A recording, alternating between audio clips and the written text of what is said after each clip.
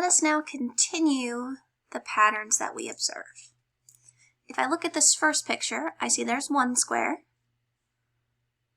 followed by 4 squares, and then 9 squares. If I look at the sides, I see I've got 2 high and 2 wide, 3 high and 3 wide. So my next shape should be 4 boxes high and 4 boxes wide.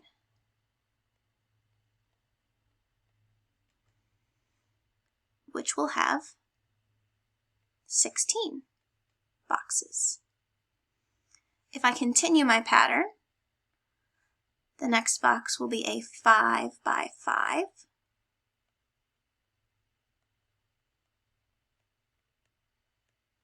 Which will have 25 squares.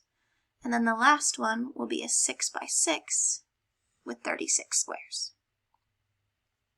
If I think about the mathematical pattern, 1 squared is 1, 2 squared is 4, 3 squared is 9, 4 squared is 16, 5 squared is 25, and 6 squared is 36. If I look at the second pattern, I have 1 football, then I add 2 more, then I add 3 more, then I add 4 more. So it goes to show that my next shape, or my next diagram, will have 5 more footballs along the bottom. Then the following will have 6 more, and the one after that will have 7 more.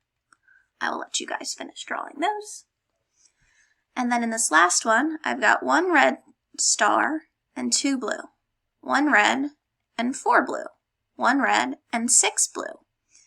It looks like I am adding 1 more star above and 1 more star to the side.